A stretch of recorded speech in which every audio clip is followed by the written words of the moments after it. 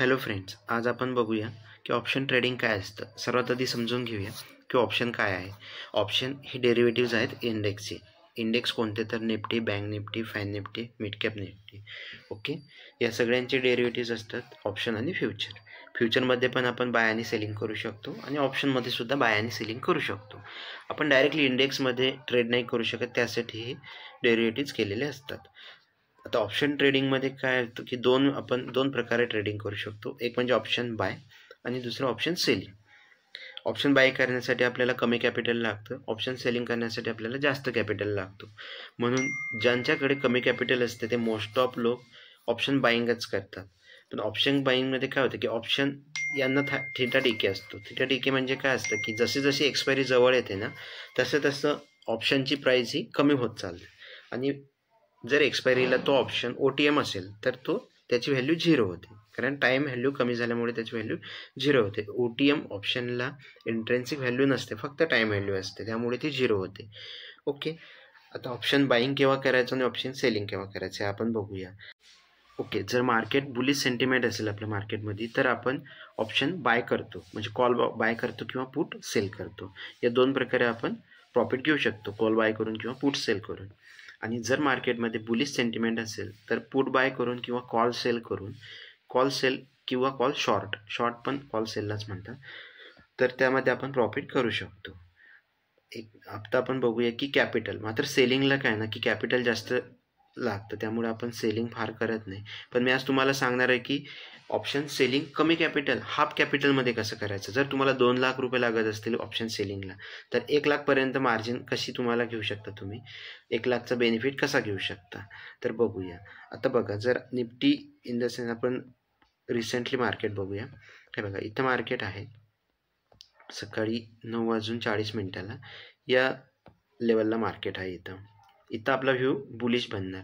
आता bullish view बनल्यानंतर मार्केटमध्ये आपण बघितलं आहे की बुलिश सेंटिमेंट जर असेल तर आपण एकतर कॉल ऑप्शन बाय करणार किंवा पुट सेल करणार. तर आता आपण कॉल बाय करून बघूया की आपल्याला किती कॅपिटल लागते. ओके, आपण ॲपमध्ये जाऊया. 9:40 27 डिसेंबर. ओके, निफ्टीचं ऑप्शनला आपल्याला बघणार होतो की 23,850चा कॉल. ओके, 23,850चा कॉल जर आपण बाय केला तर इथं आपण बघू शकता की आपल्याला मार्जिन लागणार आहे 12,938 रुपये. ओके, यामध्ये आपल्याला मॅक्स प्रॉफिट होऊ शकतो आणि मॅक्स लॉस आपण पे केलेला प्रीमियम असतो. ओके, 35% पॉसिबिलिटी ऑफ प्रॉफिट आहे.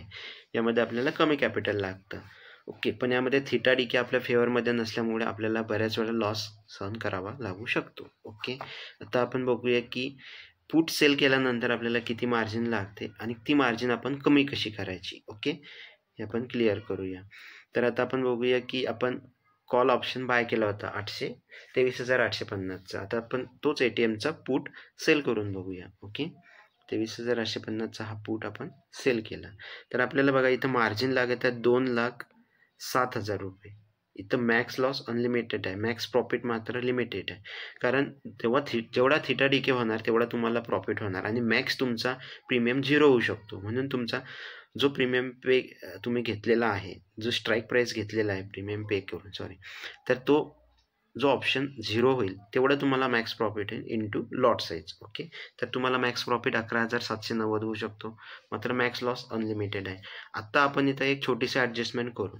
हा मॅक्स लॉस अनलिमिटेडचा लिमिटेड करूया आणि ही मार्जिनची 2 लाख रुपये लागत आहे, ती मार्जिन पण आपण हाफ करून घेऊया. फक्त ॲडजस्टमेंट काय करायची आहे आपल्याला की आपण जो ATMचा सेल केलेला आहे पुट, याला हेज करायचा आहे एक आउट ऑफ द मनीचा पुट बाय करून एकदम कमी किमतीचा. आता हा 9.40 रुपये आपण बाय करूया. इथं बघा चार्ट पण चेंज झाला आहे, पे ऑफ ग्राफ. इथं बघा आपलं मार्जिन पण हाफमध्ये आलं 95,000. इथं आपल्याला 2 लाख रुपये लागत होते, आता फक्त 95,000 रुपीज लागतात. आणि मॅक्स लॉस जो अनलिमिटेड होता तो आता 50,000. कुठंतरी लिमिट आपल्याला एक समजलं की या लेवलपर्यंत मॅक्स लॉस होणार. एवढा लॉस आपण घेत नाही, आपण स्टॉप लॉस लावूनच काम करतो. पण एक आपल्याला लेवल कळाली की काही झालं मार्केटमध्ये लॉस तर 52,000 होईल, जो अनलिमिटेड होता. ओके, आणि मार्जिन मात्र हाफ मार्जिन लागत आहे. अशा प्रकारे आपण ऑप्शन सेलिंग ही कमी पैसे देऊन सुद्धा करू शकतो. त्यामुळे जर तुमच्याकडे कॅपिटल असेल तर तुम्ही अशा प्रकारे ऑप्शन सेलिंग करा. ऑप्शन सेलिंग केल्यामुळे थीटा डी के आपल्या फेवरमध्ये असतो, त्यामुळे आपल्याला प्रॉफिट होण्याचे चान्सेस जास्त असतात.